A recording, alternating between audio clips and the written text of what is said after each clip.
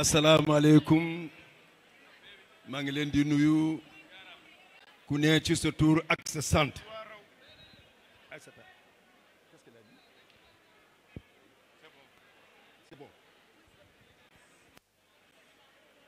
Je voudrais parler et vous adresser les messages du président Macky Sall. Le président Macky Sall vous adresse ses salutations fraternelles.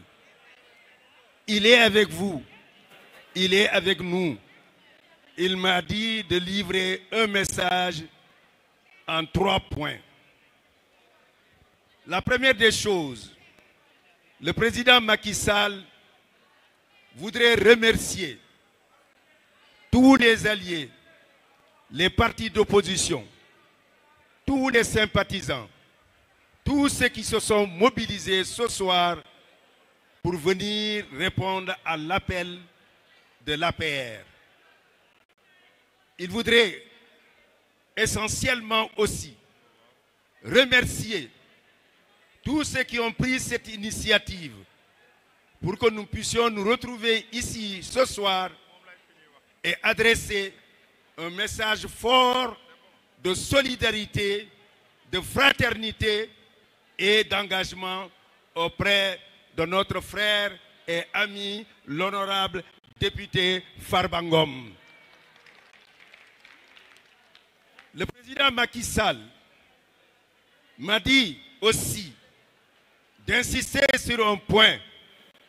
Ce sont les qualités personnelles, ce sont les qualités humaines de Farba Ngom qui doivent être connues et qui sont déjà connues et sur lesquelles il faudrait revenir pour dire que c'est un homme courageux, c'est un homme fidèle, c'est un homme loyal, c'est un homme engagé, c'est un homme résolu, c'est un homme décidé, c'est un homme qui ne trahit jamais. Il me l'a dit de le formuler en ces termes. Et lui-même, quand il a pris la parole, il a montré que lui aussi, il reste un homme qui sera toujours à côté et toujours avec le président Macky Sall. Mais ce que j'ai constaté aujourd'hui, c'est que l'APR, avec ses alliés, avec l'opposition et la diaspora, tous confondus, ont eu aujourd'hui une après-midi de fierté. Votre mobilisation est exceptionnelle. Votre mobilisation pour marquer votre soutien à Farba Ngom rassure.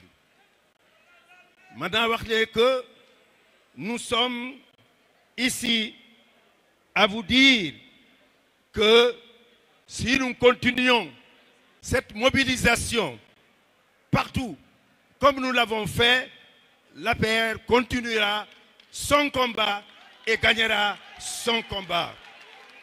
C'est un combat d'unité. Et à vous écouter, à vous entendre, à voir votre marque de sympathie, votre marque d'affection, votre marque vraiment d'engagement vis-à-vis de l'honorable député Farba Ngom, il ne peut que ressentir de la fierté et nous ne pouvons que ressentir de la fierté. Tous ceux qui sont passés, on dit que c'est un digne du Fouta, un digne fils du Fouta, mais il est un digne fils du Sénégal. Parce qu'il est un éminent responsable national de l'APR qui a engagé tous les combats de l'APR et tous les combats qui ont été des combats victorieux, dont le combat de 2012 qui a permis au président Macky Sall d'être le président de la République du Sénégal avec près de 65%, et aussi le combat de 2019, et je ne dis pas les autres combats qui ont permis au président Macky Sall d'être encore président de la République avec la confiance du peuple sénégalais avec 57%. Donc c'est un homme de courage qui a mené cela et qui est, si je dois parler un tout petit peu en tout couleur, Farba Ngom Kombarodi. Et il faudrait le dire, Maintenant, le message le plus important aussi, à travers les messages du président, nous avons aujourd'hui, et surtout nous sommes à un tournant historique. Le pays a connu des alternances pacifiques. Il a fait une transmission pacifique du pouvoir.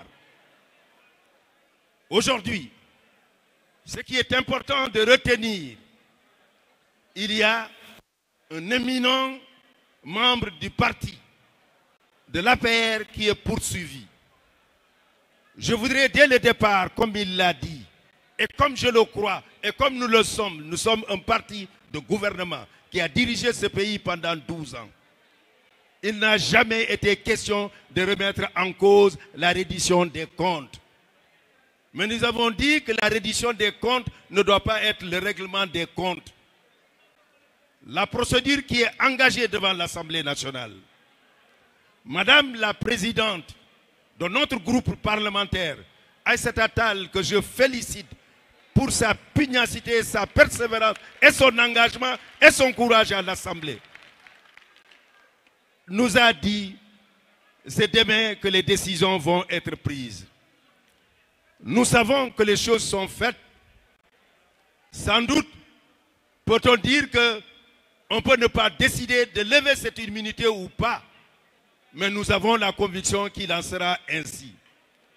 Mais ce qu'il faut retenir, et c'est ça qui est important, cessons de dire que Farba Ngom a fait ce qu'il n'a pas fait.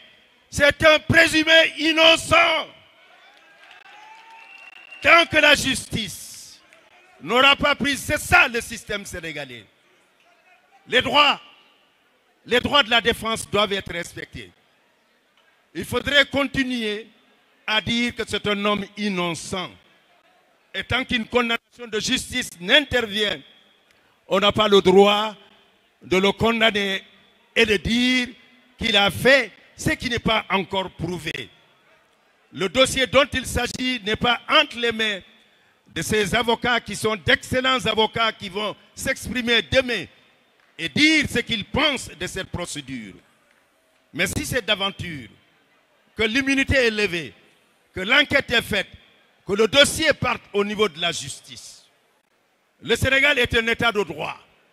Cela signifie que la justice doit fonctionner sur les principes d'équité, d'égalité et surtout de non-discrimination. Si notre système judiciaire a eu sa crédibilité, c'est parce qu'il y a eu des magistrats indépendants qui ont pu, en leur âme et conscience, prendre des décisions en se fondant sur la loi et leur intime conviction. Nul n'est au-dessus de la loi, mais on ne doit pas le condamner. Nous avons toujours dit que le droit et la politique ne font pas bon ménage. Et pourquoi? Quand le droit, quand la politique entre dans le temple de Thémis, c'est-à-dire au tribunal, le droit sort par la fenêtre. Or, il faut juger selon la base des documents que nous avons. C'est pourquoi nous disons, cet homme qui est aujourd'hui innocent doit être considéré comme tel et que l'on puisse cesser de l'accabler, de l'insulter, de le présenter comme étant un malpropre. Il n'est rien de tout cela. C'est une atteinte à sa dignité. Et tout justiciable du Sénégal mérite respect et considération. Farba Ngom mérite ce respect et cette considération. kon nag mbokk yi wax ji benn la Farba Ngom wax nañ ko ñi ko fi témoigner bare na El Hadj Abdoul Aziz Dabakh nee na diw baax na mu ne ñan ñoo ko wax su dee mbokkam bii la nee na mandu na ci yéen a ko wax que kii dafa baax lu mu def Fuuta kenn musu ko def du doomu Fuuta de doomi Sénégal la ndax lu muy def ci parti bi suñu parti bi nga xam ne gouverneur na Sénégal ak président Macky Sall di ko confirmer en 2012 et en 2019 mën nañ wax ne que ce parti est un parti qui a représenté un moment le Sénégal. kon nag léegi mbir bi ñu ngi koy suivre demee dinañ seet li nga xam ne assemblée dina ko décider mais xam nañ lu ñu war a décider mais ba tey ñu ngi xaar mais dossier bi su fekkee ne dañ ko instruire mu dem au niveau donc de la justice lu ñu war a rappeler justice dafa war a dox ci base yi ñi nga xam ne tey ce matin c'était la rentrée solennelle des cours et tribunaux la justice moom moo war a atte su fekkente ne différent am na daf ko war a def ci base bi nga xam ne mooy l'impartialité mooy l'équité mooy la justice mooy tout individu tout justiciable a droit à un procès juste et équitable mais ce qui est important lan mooy suñu message tey mooy message du président de la République APR dina défendre Farba Ngom APR dina nekk wetu Farba Ngom APR dina ko gunge et APR du mës a bàyyi ses militants loolu moo doon message bi loolu laa leen bëggoon wax di leen sant di leen gërëm wasalaam. merci toog leen dafa am lu des loolu mooy munuñ ko woon wax ci protocole Hadja Oumou kaay fii mbiyaani ɗo gawlo goɗɗo dañuy démarrer combat bu ñuy démarrer combat dafa am loo xam ne dafa bokk ci suñu culture ala kulli alin sooy dem arrêt da nga am hymne national bi nga xam ne saa yoo ko defoon indi nga ndam loolu kenn da ko bàyyi ginnaaw yela mooy dundal suñu xol dafa bokk ci suñu culture dafa bokk ci loo xam ne ci suñu mystique te bu ci yàlla àndee seetaan leen